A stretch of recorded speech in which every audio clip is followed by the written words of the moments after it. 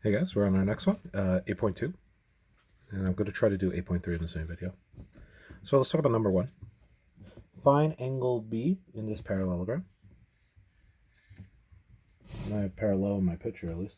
Angle A is 64. So this is A, this is B, C, D. The question just asks for angle B. So when we find that kind of thing, there are two angles of a parallelogram that are on the same side. So since they're on the same side, we know that they're supplementary or add up to 180. So 64 plus, I'll just use capital B, equals 180. Subtract 64 on both sides. So B equals 116. So B equals 116 that one. All right. All right, in number 3, and I'm going to write these in the pause, so a little bit faster the video for you guys. So number 3, K is 96. Find angle M. So they're opposite angles. So since they're opposite angles, they're going to be congruent. So if this one's 96, this one's also 96. So your answer is simply 96 in that one. All right, next one. We have two things going on here. Number 7 in the worksheet. We have two angles here that are adjacent. So that's going to be symmetrical. Or I'm sorry, that's going to be supplementary. So these are going to add up to 180. So it's 72, which is this angle down here, plus that top left angle, which is F plus 30. And that's going to equal 180. Combine like terms. So F plus 102 equals 180. Subtract 102 on both sides. F equals 78. So F equals 78 in this one. Now this one, these are two opposite sides. By rules of parallelograms, two opposite sides are equal to each other. So that's going to be 25 equals 8G minus 3 plus 3 plus 3. 28 equals 8G divided by 8 divided by 8. G equals 3.5 or 3.5 if you want to do it like that. Okay, so that's number 7, and I think I'm going to do number 8 or 9. Okay, and this is number 9 from 8.2. 3J, this is a 6K, K plus 10, 5J. Now, if we know it's a parallelogram, we know this is being bisected, and we know this is being bisected. So 3J and 5J minus 9, I can set them equal to each other. 3J equals 5J minus 9. I'm going to subtract 5J over here. So I got negative 2J equals negative 9 divided by negative 2. J equals 9 over 2. It becomes positive because double negative. You can also write 4.5 if you want. Or 4.5 also. Okay. And then the next one, you're going to also set those equal to each other. So the opposite. So 6K equals K plus 10 minus K minus K. 5K equals 10. K equals 2. Okay. So that's 1. All right, that's it for 8.2. I'm going to put 8.3 in the same video because they're very similar. Okay. For this section, there's a question that says, like, use a theorem. Now, on the test, I do not expect you to remember the theorems. Like, you don't remember it's 8.4, this one. So what all you're going to do is just explain to me in words, how do you know this is a parallelogram? So it's kind of like I guess it's not really proof. It's kind of like just a short answer of another test. So this one, how do you know this is congruent? And then the reason is, I know because the opposite sides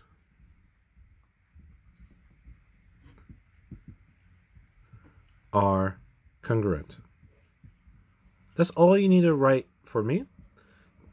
Because the other statement you could just write, and all parallelograms have congruent sides, opposite sides.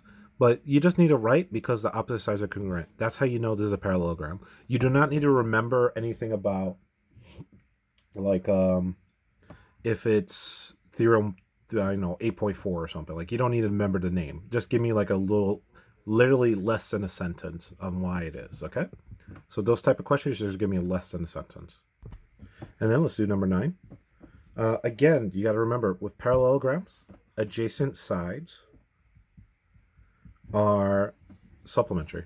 So they add up to 180. So 5x plus 4x equals 180. 9x equals 180. Divided by 9, divided by 9. X equals 20. Okay? So remember, adjacent angles are supplementary. Opposite angles are equal in a parallelogram. Very important in a parallelogram. Okay, so 8.4, it has a section where it says for any rhombus or any rectangle. So let's just talk about things we know about rhombuses. A, B, C, D. So what's really important is, give me a second. Hey there. Hopefully I sound a little different. I put on a mic. So in order to do this, 8.4, you're given some rhombus, usually it's A, B, C, D. I think I'm just going to draw a shape for you so there's no confusion where the A, B, C, or D goes to. Okay, so they asked us 2 points. One, angle ABC, so angle ABC, which is this one, is congruent to CDA, which is this one. Is that always true or sometimes true? Because a rhombus is a parallelogram, and parallelogram opposite angles are equal, we know that is always true. So for the first one, it is always. Okay, number 2, it asks a different type of question. Does side CA equal side DB? So CA, which is, it's this diagonal, CA, equal DB, this side over here. Sorry about that. So let me just repeat the question. Is side DB equal to side AC? Now, if that was true, that means this bisects like this, and this bisects like that, because it's a parallelogram. The thing is, they're the same size when it's a rectangle. That's guaranteed for a rectangle. When it comes to diagonals, what's guaranteed for a rhombus is that these angles are cut equally. This one. And this one. So that's what's guaranteed. In rhombuses, the angles are cut evenly. So think of it, you could think of it like this. Rhombuses is equilateral, so it talks about the sides, but when you go on the inside, you know that the angles are equal, and you know these are perpendicular. Okay? If you were talking about a rectangle, you know all the angles are the same, but these diagonal sides are the same on the inside. So they're kind of like a reverse relationship on the inside versus outside. But let's finish it off. Number 2, it asks, are these lines equal? Well, when it's a rectangle, also it's equal. So it's a sometimes in that one, okay? Let's look at this one. I assume it's a rectangle. I just drew a rectangle, though. FGHJ. So FGHJ. Okay. And again, I think on the test, I'll just draw out the shape for you. So in this rectangle,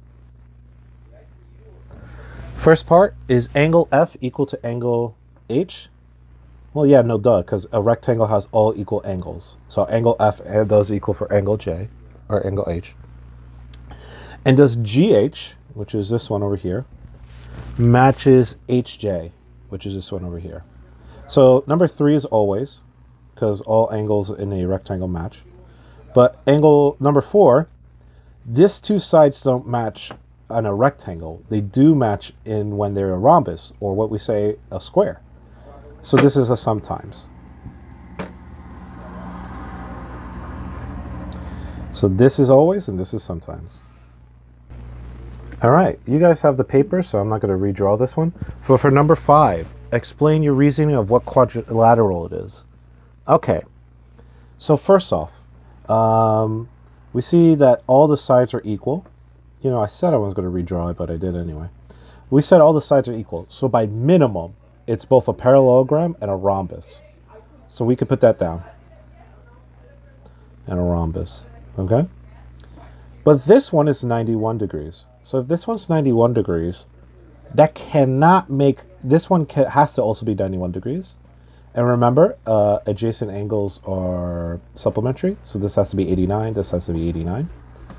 This one being 91 degrees prevents the rest of it from being a rectangle, because rectangles have all 90 degrees.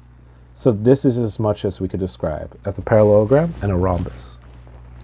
Now next one, number 6. It's this shape here. All the sides are equal, so we already got parallelogram and rhombus. Okay, so we got that down. They say these two are right angles. Well, remember, if it's a parallelogram, and we know that for sure because the opposites are equals, and we know it's a rhombus because all the sides are equal, then these two opposite sides are going to be equal, and these two opposite angles are going to be equal.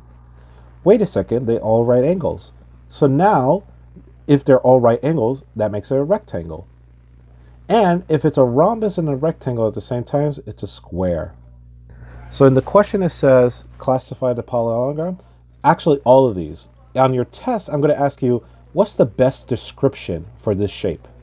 And then you're just going to circle square on that one. So you just say square in this picture. But technically, all of these are applicable to that. Versus here, the only thing that's applicable is parallelograms or rhombus. So your answer, if I ask you what's the best one, would be rhombus. Okay, so let's keep going. This is number 12. So they give us these markings and these numbers. So I asked first what type of polygon this is. Well, we see all the sides are equal. So we know it's a parallelogram and is a rhombus. So the best one I could talk about is a rhombus. This angle being 127 stops it from being this rectangle. So this is just a rhombus at best. And then let's take it on. And it says, please find x and y. So these two angles are adjacent, so they're supplementary. So 127 plus 2x plus 1. Or is that minus 1? Minus 1 equals 180. 226 plus 2x equals 180. 2x equals 54. X equals 27. So that's x. And for y, since this is a rhombus, all the sides are equal. So 6y minus 5 equals 3y plus 7 plus 5 minus 3y. So now I have 3y equals 12 divided by 3, y equals 4. So that's x and y for that question. So you're going to have to tell me what's the best description and solve it. Okay, now let's do trapezoids and kites and we'll be done. So the first one, it asks us to find all the angles missing. This one on the top being 110. This is number 4. So for trapezoids, remember the rules are slightly different. They are not parallelograms. So these two angles here are equal in a trapezoid, and this is, I should say importantly, in a isosceles trapezoid.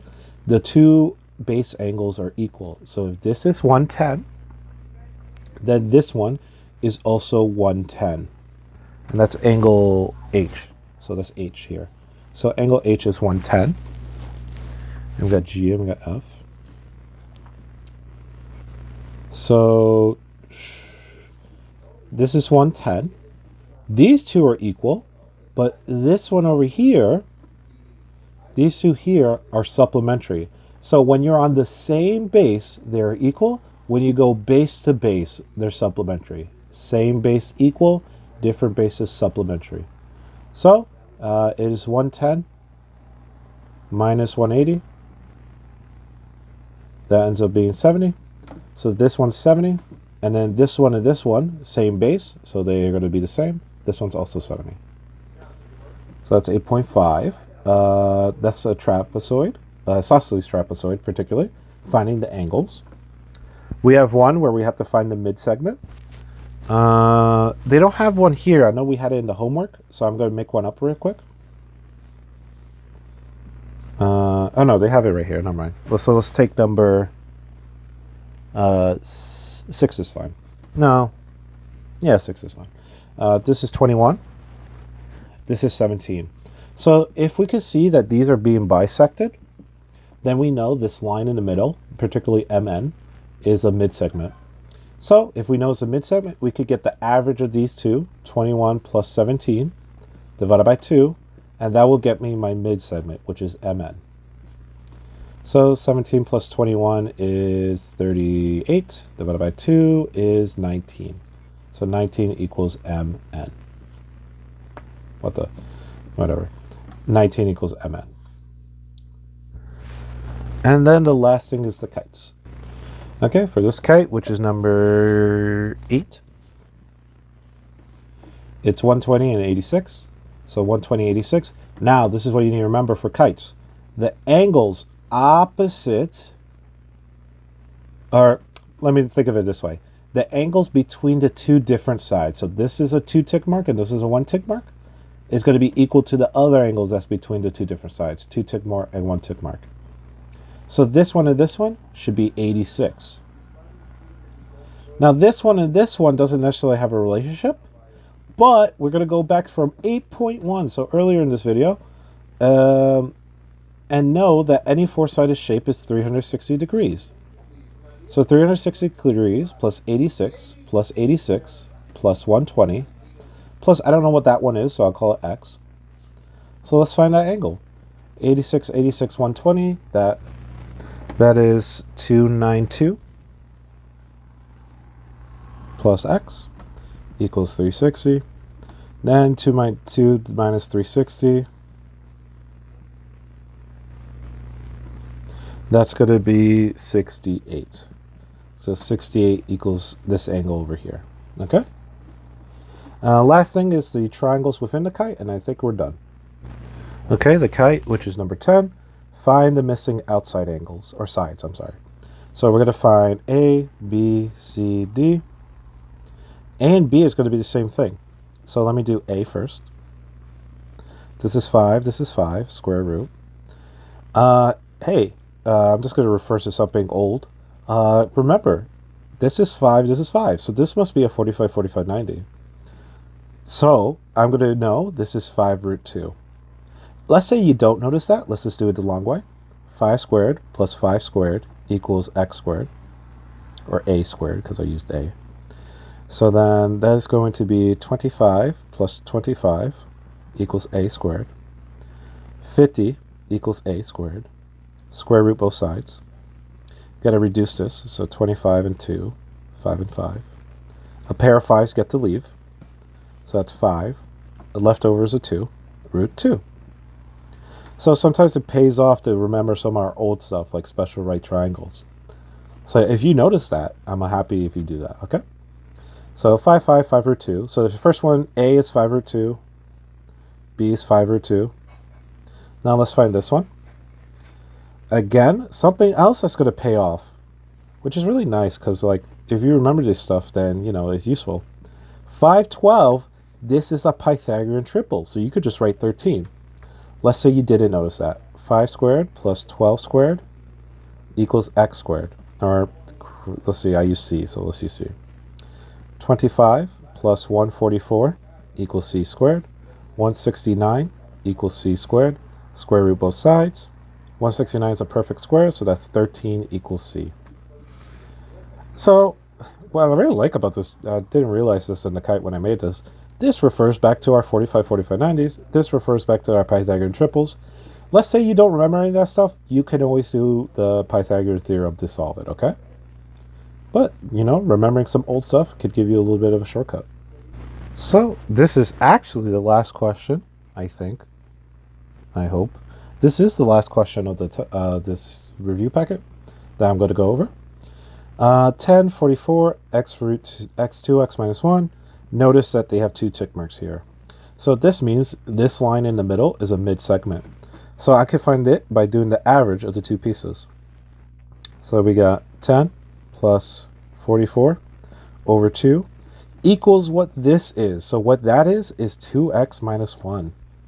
So I could do this first. 10 plus 44 is 54 divided by 2. 54 divided by 2 is 27. 2x minus 1. Plus 1, that's 28 equals 2x divided by 2 divided by 2. X equals 14. Okay?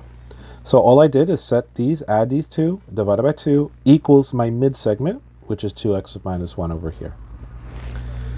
All right, I hope this review video helped, and good luck on your test, okay? We'll be doing it live on Zoom. And make sure to show up on time, and don't lose your way. Bye.